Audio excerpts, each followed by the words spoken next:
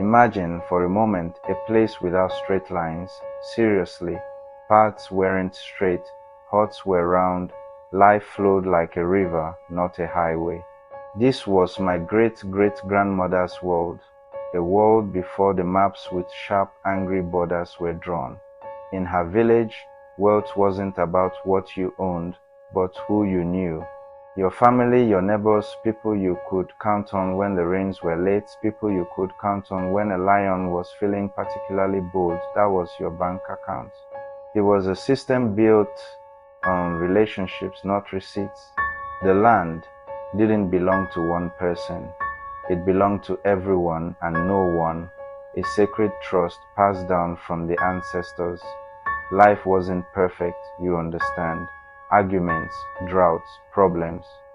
But they were our problems, to be solved our way. The sun, the seasons, not by a clock on a wall. Then one day, the ships came. At first, they were just a curiosity on the horizon. My ancestors probably watched them, wondering what strange giant birds were floating on the water. The people who came off those ships were different. Their skin was pale, their hair was strange, and their clothes were, well, let's just say they weren't designed for the African sun. They brought shiny things, mirrors, beads, guns, and for a while it was about trade. It seemed like a new, interesting relationship, but soon the nature of the visit changed. The guests decided they weren't guests anymore. They decided they were the new owners of the house. Suddenly, the world was flipped upside down. The things that mattered before, community, tradition, the wisdom of the elders, were now seen as backward, primitive. The strangers brought a new god, a new language, and a new way of seeing the world where everything could be bought and sold. They said our gods were demons and our traditions were savage. They built churches on sacred ground and schools where they taught our children that their own culture was something to be ashamed of. A child who once learned history from the village storyteller now learned about kings and queens in a cold, distant land they would never see. One of the first things the new landlords did was take the land. The very concept of selling land was foreign in many parts of Africa. It was like selling the air or the sky. But the colonizers came with pieces of paper treaties and deeds often misunderstood or signed under duress. A local leader might think he was agreeing to share the land for farming only to find out he had sold it forever. Trees, the water, the ground underneath. Suddenly, communities that had farmed a piece of land for generations were told they were squatters. They were forced off the most fertile ground, which was then turned into huge plantations. Coffee, cocoa, rubber, crops not to feed Africans, but to be shipped back to Europe. With the land gone, the resource grab began. Africa is rich: gold, diamonds, copper, oil. The colonizers saw a giant treasure chest and brought the biggest shovels. They extracted resources with astonishing efficiency using African labor, while nearly all the profits flowed back to colonial powers.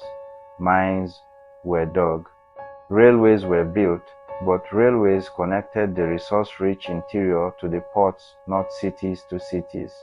One-way tracks, designed to get Africa's wealth out as quickly as possible. They introduced taxis, hot taxis, poll taxis, and the only way to pay was to work for the colonizers in their mines, on their plantations, as servants in their homes. Perhaps the most absurd and damaging thing colonialism did was to draw lines on a map. In 1884, a group of powerful European men gathered in Berlin. They sat around a table with a map of Africa, a place most of them had never been to, and they carved it up like a cake. With rulers and pencils, they drew straight lines through deserts, across rivers, and over mountains, completely ignoring the people who actually lived there. They weren't creating countries, they were creating claims. This piece is for Belgium, that part is for Britain, France can have this chunk over here. It was the ultimate act of arrogance, deciding the fate of millions from thousands of miles away. These new artificial borders were a disaster. Imagine someone drawing a line straight through your house. Suddenly, your kitchen is in one country and your bedroom is in another. That's exactly what happened to entire ethnic groups. Communities that had coexisted for centuries were suddenly split between two, sometimes three. People were cut off from their relatives, their sacred sites, and their traditional grazing lands. You might need a passport issued by a Frenchman to visit your cousin who lives just on the other side of the river, a river you've crossed your whole life without a second thought.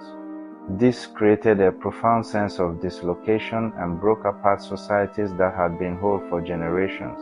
At the same time, the colonizers threw rival groups together into the same administrative unit.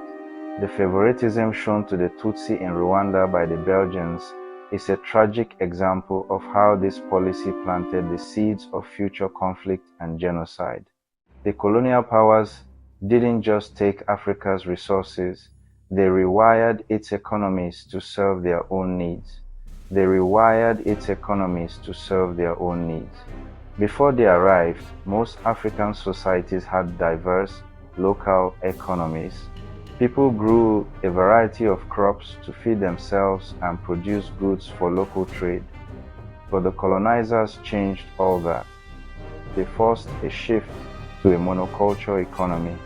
Regions were made to specialize in one or two cash crops, cocoa in Ghana, cotton in Sudan, all for export. That made colonies dependent on the global market. The structure was designed to stop Africa building its own industries. Why would Britain want colonial textile factories when it could sell textiles made in Manchester from cotton grown in Egypt? Local industries were discouraged or couldn't compete with cheap European goods. Africa exported raw materials for low prices and imported expensive manufactured goods. It's a classic trap. You sell raw cocoa beans for $1 and buy back a chocolate bar for $10. Value and profits were added elsewhere. At independence, new nations inherited these broken economies. They kept exporting raw materials and importing finished products. They lacked factories, they lacked technology, and they lacked capital. They were still playing by rules written for someone else.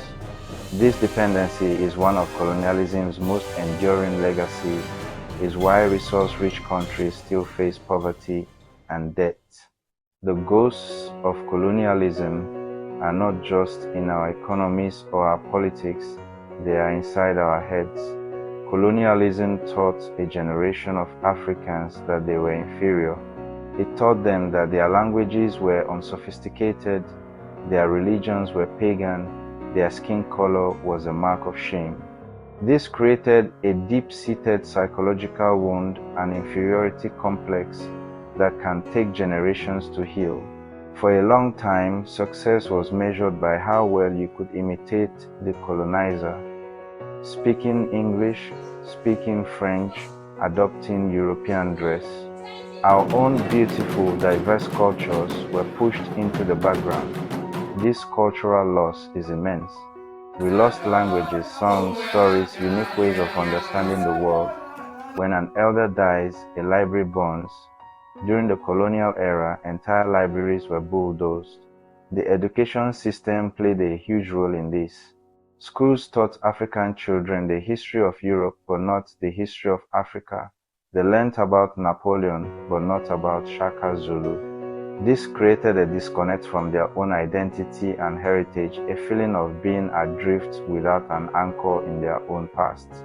Recovering and celebrating these lost and suppressed cultures is a vital part of the healing process.